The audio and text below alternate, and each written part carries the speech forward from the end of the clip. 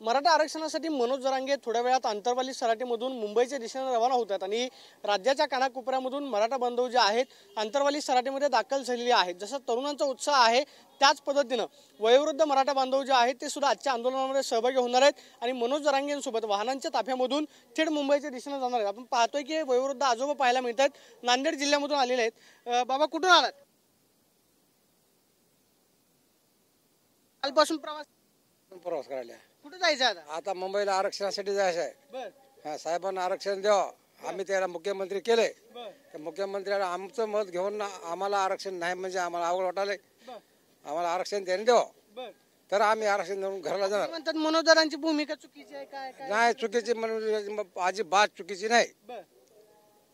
त्या दुसऱ्या कोणाची असेल चुकीची मात्र त्याची चुकीची नाही। बाबा काय म्हणणं आहे तुमचं?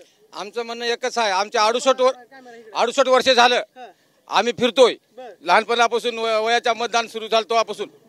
असा निस्वार्थी माणूस आम्हाला आमच्या लेकरा बाळाच्या हिताकरता आम्हाला कोणीच भेटला नाही। असा भेटला म्हणून आम्ही रडत ओरडत आलो मुख्यमंत्री त्या चरणी मस्तक ठेवून आम्ही सांगणार आहोत की आम्हाला द्या तुम्ही।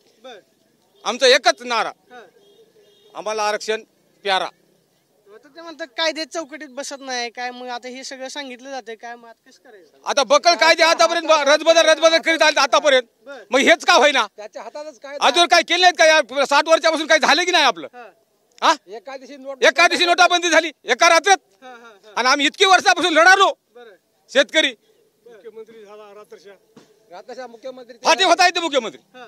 आता काय मुख्यमंत्र्यांना काय सांगायचं? मग आता मुंबईला चालले, आम्हाला आरक्षण द्या। आम्ही एवढी चिंता आहे की आम्हाला आरक्षण द्या। बिनविरोध मुख्यमंत्री आणखीन करावं, त्याला बिनविरोध मुख्यमंत्री आम्ही आणखीन करावं। आमच्या गावामध्ये सरपंच आम्ही बिनविरोधच करता तस त्याला आम्ही बिनविरोधच करता।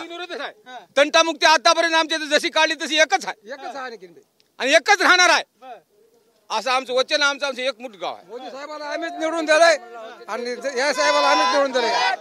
मुंबईच्या दिशेने तुम्ही चाललेला आहात, मुंबईच्या दिशेने तुम्ही चाललेला आहात। मुंबईमध्ये काल हायकोर्टानं परवानगी नाकारली। आता मनोज जरा तिथे बसणार होते मैदानावर, ते म्हटले की आता ते गणपती चालले तिकडे हायकोर्ट त्याचीच परवानगी, त्याच हायकोर्ट कोणाच होय त्याच होय।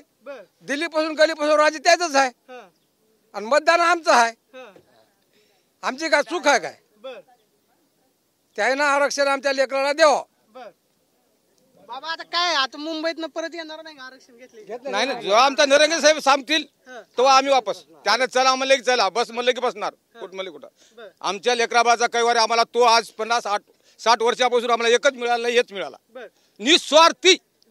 स्वार्थी सगळेच आहात, मी सुद्धा स्वार्थी आहे पण निस्वार्थी भेटला ते आम्हाला सगळ्या जनते करता, बाळगोपाळ करता, लहान मोठ्या लेकरा करता आम्हाला भेटला ते। आतापर्यंत आम्ही सगळे नेते मनोज दादा तुटून पडलेत, मनोज दादा चुकीचं बोलतायत, कायद्याचं नाही असं चुकीचं। आम्ही एवढे लाखो कोटी आहे, 1 लाख नाही 1 कोटी जनता त्यांच्या मागे आहे। आम्ही मस्तक ठेवून चरणी।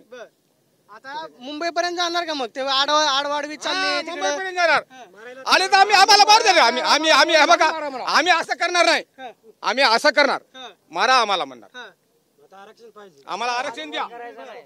आरक्षण भेटल्याशिवाय माघार नाही, असं करणार नाही, आम्ही असं करणार आम्हाला आरक्षण द्या म्हणून आम्ही मागणार असं। मुख्यमंत्र्याला आम्ही मतदान केलं आणि आयुष्यभर करू पण त्यानं आमची इच्छा पुरवा। आता ती एकनाथ शिंदे, अजित दादा आहेत, फडणवीस आहेत, ती काय एकच आहेत की मुख्यमंत्री उपमुख्यमंत्री 2 उपमुख्यमंत्री आहेत, मग त्याच्या ती काय मोरी आम्ही पसरता। आम्ही सख्य भाऊ दोघं जण, हा त्याच्यात 3 जण आले आणि 4 पोरं आले भावाचे, आम्ही 7 माणसं एका घरचे आले। तू किती आहेत घरी? 2 कोणाला, 3 कोणाला, 2 कोणाला, 3 कोणाला, 7 भावाला।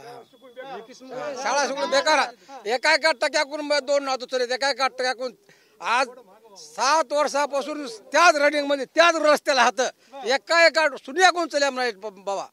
हा म्हणून एवढं ठामपणानं आले आम्ही।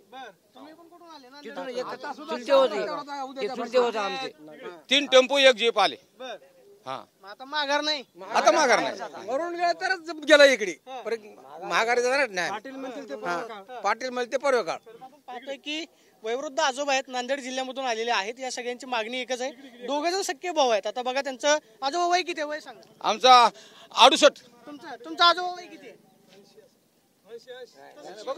आपलं हे आधार कार्ड हजर आमच्याकडे याच्यावर इलेक्शन कार्डावर आपल्याला काय खोटं बोलायचं काय? खरं सांगतात, खरं काय? आपण पाहतोय की हे आजोबा जवळपास 70-75 वर्षांचे आहेत आणि हे आजोबा स्वतःच्या नातासाठी आरक्षण हवंय म्हणून नांदेड जिल्ह्यामधून आलेले आहेत. या सगळ्यांची मागणी एकच आहे, जर आमच्यावरती अन्याय झालेला आहे तर आम्हाला आरक्षण भेटावं आणि याच मागणीसाठी हे सगळे मराठा बांधव आज अंतरवाली सराटीमधून मुंबईच्या दिशेने रवाना होत आहेत. कॅमेरा पर्सन विशाल रायपूरसून प्रदीप कापसे, TV9 मराठी, अंतरवाली सराटी.